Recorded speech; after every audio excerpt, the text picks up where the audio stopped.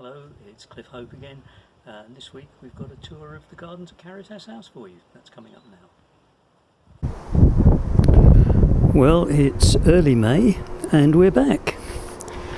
The garden volunteers have been allowed back into the garden at Caritas House under strict conditions, of course. Only 2 of us in the garden at any one time, and maintaining our distance, which of course in a garden of this size is not going to be a problem at all. So it's about 6-7 weeks since I was last here. Thought I'd come and have a look at how the garden's fared without us and show you around. So here we have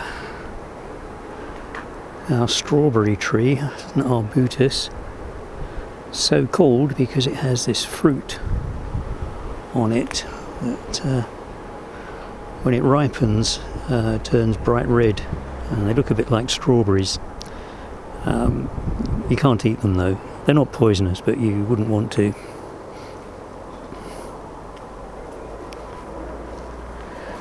And over here is our Christmas tree. She's decorated every year.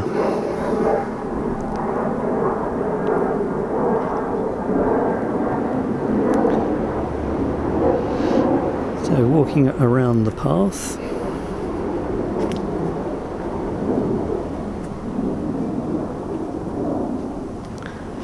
This path, by the way, has... well, my shadow's in the way. I'll show you that later.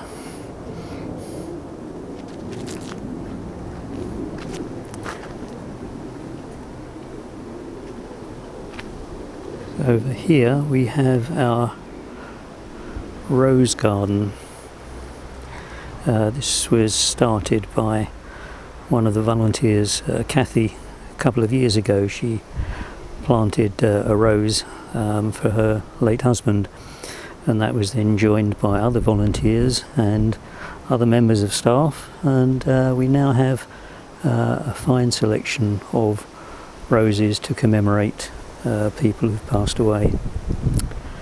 I don't quite know where this came from, but in the rose garden we have a broad bean growing. Fine. The forget-me-nots flowering nicely. Don't remember planting those. They must have just self-seeded themselves from somewhere.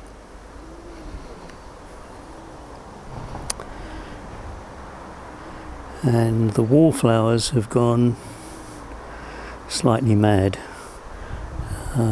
We have to replace these every few years because they just get so large. So I'll be taking some cuttings from those. They take from cuttings very easily, and we'll just rip these out and replace them with youngsters, and then in 2 years they'll be back to this size again.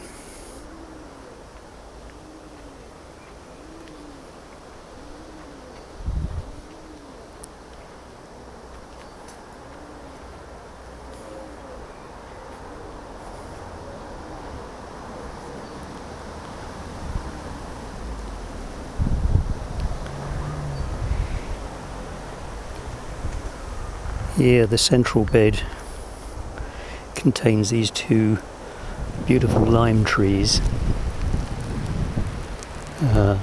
These have preservation orders on them, so that before we can do any work on them, if they need thinning out, if the branches get too close to the building, we have to get approval from the local council before we can touch them. Centre looks as though it could do with a little bit of weeding. It's a bit overgrown in there, but that won't take us very long. Oh, that's nice. Down there, a patch of ajuga. Beautiful dark foliage and blue flowers.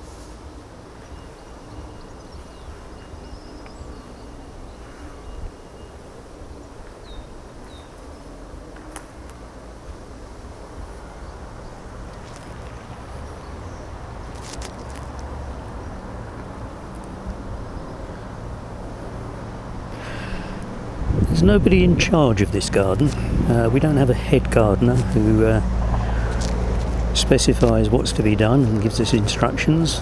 We all just make it up as we go along.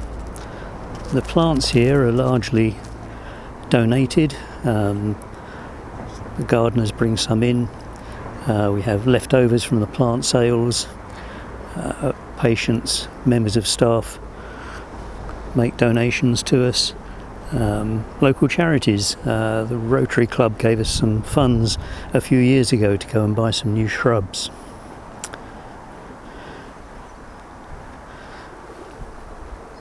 About 3 years ago, right along that fence there and over here was just a forest of holly and hazel trees, very dark, prickly, thorny things, not very nice to be around. So we ripped the whole lot out and created this garden as you can see it now, with the path around and the bed in the middle.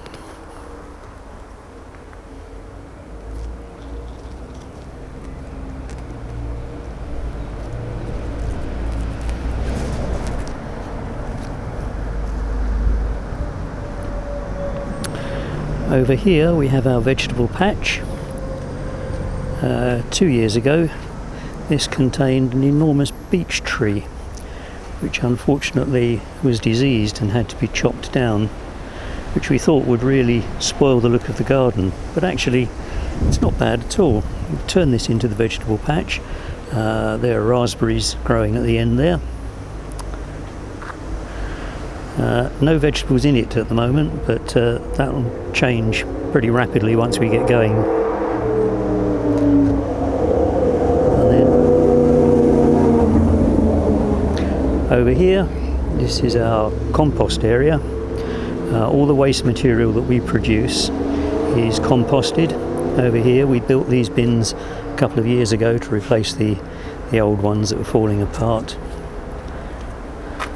There's a thriving colony of slowworms in these bins. Let's see if we can spot any.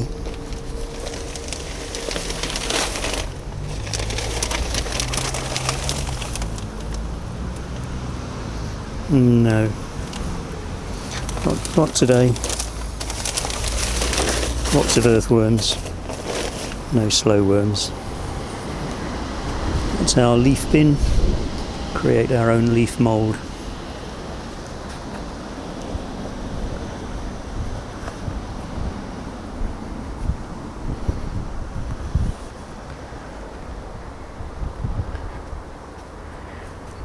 We have a few fruit trees. Oh, these irises are new. Don't know who put those in, but they're rather nice.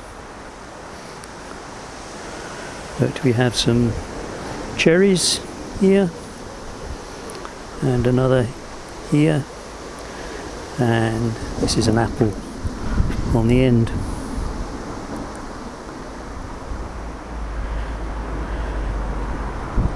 I'm afraid quite a lot of the contents of the greenhouse have been cooked, being in there for a few weeks without much watering, but some plants have really enjoyed it. At the back there is a peach tree which is looking healthier than ever. It really likes the heat.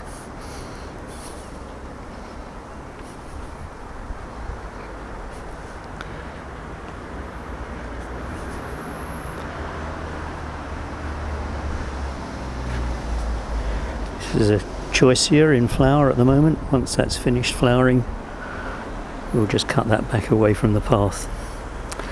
The clematis has been blown off the pergola with all the strong winds we had earlier on in the year. But that's flowering, yes, a little bit. Yes, it's got a few flowers on it. We'll wait until that's finished flowering and then we'll cut it back and tie it up a bit. And the same for this one as well. This is a very large clematis which has been blown off its trellis. Again, flowering quite well.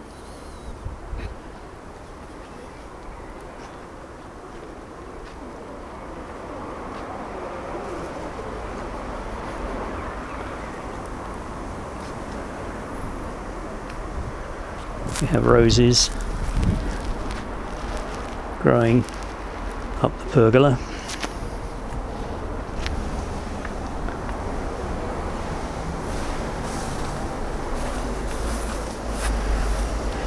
There's a fine crop of strawberries here, look.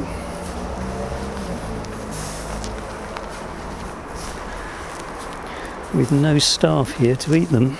Looks as though we volunteers will have to eat those.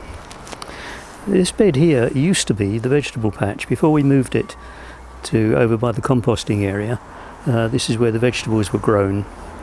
At the back, that's a large loganberry that Martin, one of the volunteers, brought in from his garden about 2 years ago, I think, and that produces a huge crop of berries. But this garden is one that's ripe for development. It's just got, well, just anything that was left over in it at the moment, but we'll think about what we can do with that.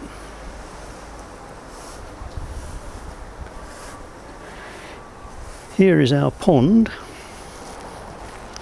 which is looking a bit of a mess at the moment because it is completely full of cherry blossom that has come off that tree there.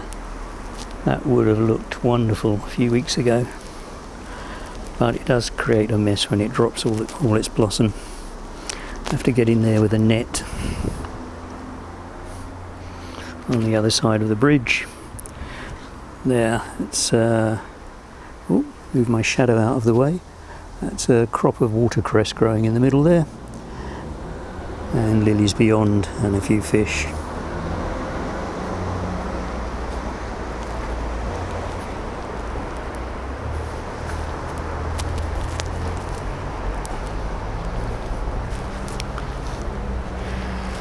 We missed the Amelanchier blossom this year. We were lucky enough to have not one, but 2 Amelanchiers in this garden. My favourite small tree. If you're looking for a tree for a garden and you haven't got room for an oak, an Amelanchier is lovely. It's covered in white blossom before the leaves come out in the spring, and then you get this apple green foliage with these berries forming, and then in the winter or in autumn the leaves turn beautiful shades of red, yellow, orange. It's great. You get 3 seasons worth of interest out of an Amelanchier.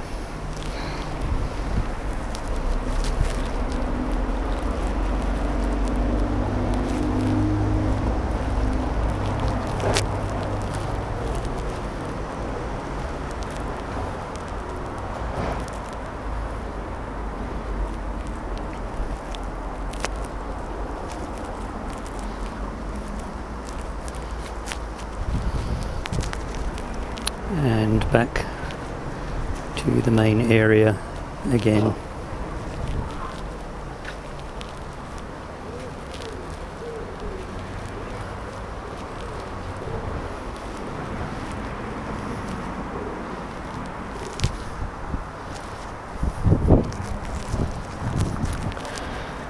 I was going to show you the tiles we have on this path earlier on. Right around the path you have these tiles with the names of previous patients of the hospice. They're all looking a little bit grubby at the moment, but we'll get the pressure hose out on those, clean them all up so you can read all of the messages clearly again.